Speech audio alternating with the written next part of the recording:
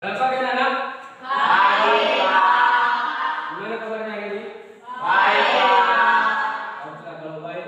Siapa yang nggak hadir? Saya, Pak. Baik, terima kasih. Untuk satu orang untuk pimpin dulu dua anak sebelum kita belajar. Roman baca sana dan doa. Ada kami minta dari dan sudah bersyukur dan praise dimana hari ini kami mulai ajaran kami lalu untuk sekolah atau dari Bagus. Amin. Terima kasih anak. Kita akan melanjutkan materi yang minggu lalu, yaitu mengenai memahami dan menciptakan cerita fantasi. Siapa yang udah ngerti cerita fantasi? Nak?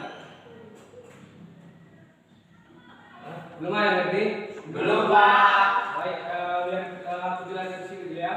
Cerita fantasi adalah cerita kisah genre fantasi fiksi atau dunia imajiner yang diciptakan penulis, yang berisi hal-hal dalam kisah fantasi yang tidak dapat digunakan seperti biasa. Misalnya itu cerita fantasi itu misalnya kayak cerita dongeng-dongeng yang belum pasti gitu.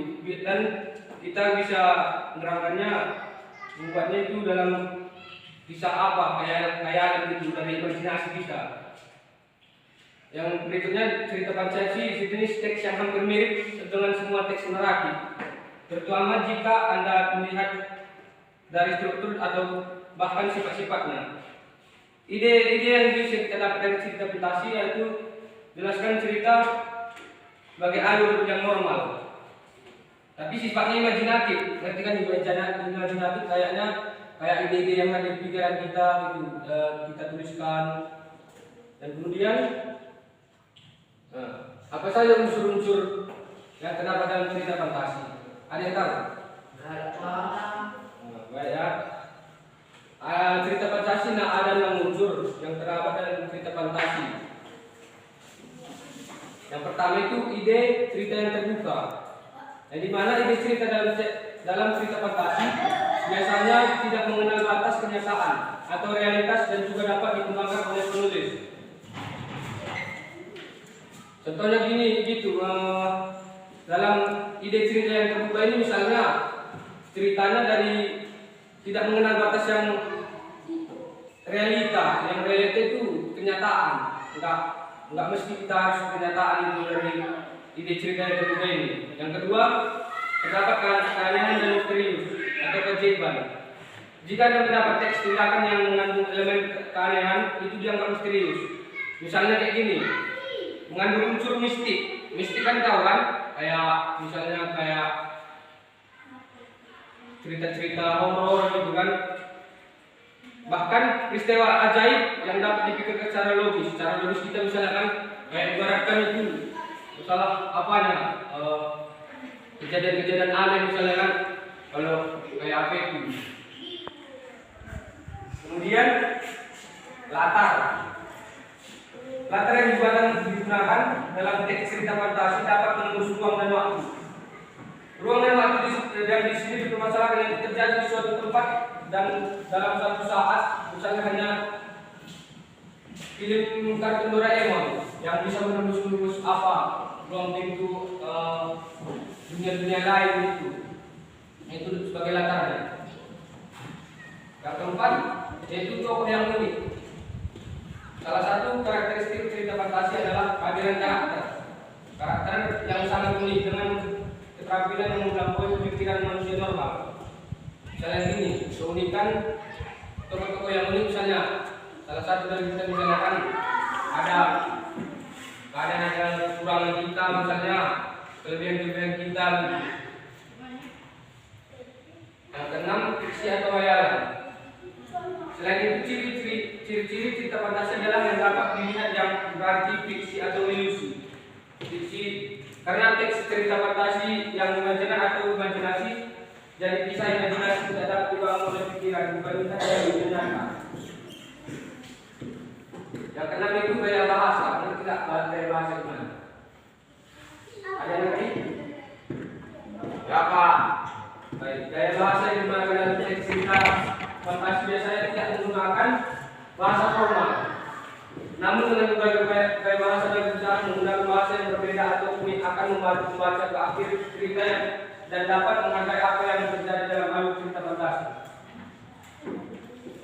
Nah, sampai sini udah ada yang sedikit paham? Nah, Paham, Pak. baik, terima kasih. Kita lanjutkan. Selanjutnya apa saja struktur dalam cerita fantasi? Ada yang ingin tahu? Kan minggu lalu kita kan udah belajar, masa nggak belajar di rumah? Lupa, Pak. Ada kita terangkan lagi loh. Apa saja struktur dalam cerita fantasi itu? Satu, orientasi, berarti bahwa cerita fantasi memberikan pengantar penokohan, topik dan plot kecil. Yang kedua, konflik, berarti bahwa cerita ini memiliki bagian yang bermasalah dari awal hingga akhir. Yang ketiga, resolusi, berarti dalam cerita fantasi memiliki resolusi konflik yang ditetapkan oleh penulis. Seterusnya, ending. Ending adalah bagian akhir dari kisah fantasi yang merupakan akhir yang bahagia dan akhir yang sedih. Maksudnya di sini bagian ending itu kan sering kita tonton film yang kisah-kisahnya endingnya habisnya itu kayak cerita-cerita sedih, misalnya cerita yang mengandung kesedihan. Terusnya ciri-ciri fantasi ada yang tahu? Belum ya? Baik, kita lanjut ya.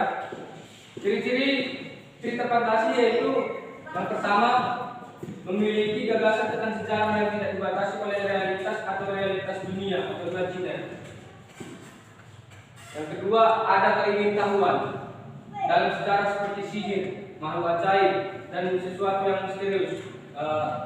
Yang di sini ada keingintahuan dalam sejarah seperti sihir, yaitu makhluk ajaib dan sesuatu yang misterius itu masa kayak film yang dulunya itu Ali Dharma yang di Indonesia ataupun film Lampir. Yang ketiga, menggunakan latar belakang dapat menembus ruang dan waktu.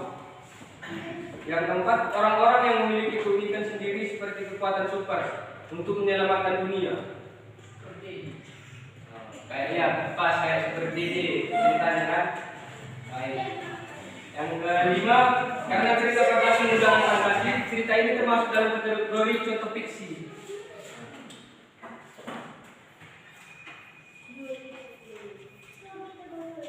Jenis-jenis cerita fantasi ya, berdasarkan satu, yang pertama berdasarkan kesesuaiannya. Cerita fantasi total memuat imajinasi si pengarang objek atau spesifik. Dalam kisah kategori ini, tidak semua yang ada dalam cerita terjadi di dunia nyata. Misalnya kisah fantasi Nagata. Ada yang tahu kisah Nagata? Penulis fantasi total, nama orang, nama objek, nama kota, karakternya seluruh dibuat oleh penulis. Cerita fantasi irisan adalah kisah fantasi yang mengekspresikan fantasi tetapi masih menggunakan nama dalam kehidupan nyata. Mereka menggunakan nama-nama tempat yang ada di dunia nyata atau peristiwa yang telah terjadi di dunia nyata. Berdasarkan latar cerita itu, yang pertama latar sejaman. Berarti maksudnya apa latar sejaman ini? Ya, latar sejaman menentukan pengaturan yang digunakan dalam suatu periode. Dalam suatu periode atau fantasi saat ini, fantasi masa lalu atau fantasi masa depan, atau futuristik. Dan kemudian latar lintas waktu. Latar lintas waktu adalah kisah fantasi yang menggunakan dua waktu yang berbeda, atau masa sekarang dan masa prasejarah, masa kini dan 40 tahun ke depan atau masa depan. Itulah materi cerita untuk hari ini. Ada yang tidak mengerti?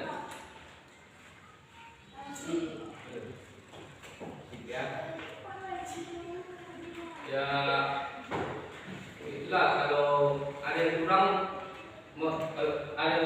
ditanyakan ya, kurang paham. Paham, Pak. Baiklah, terima kasih untuk hari ini. Tugas yang minggu lalu sudah disiapkan.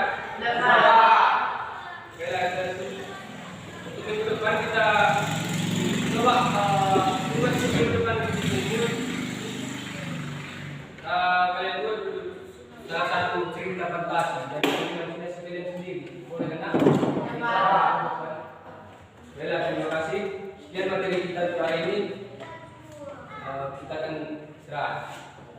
Terima kasih.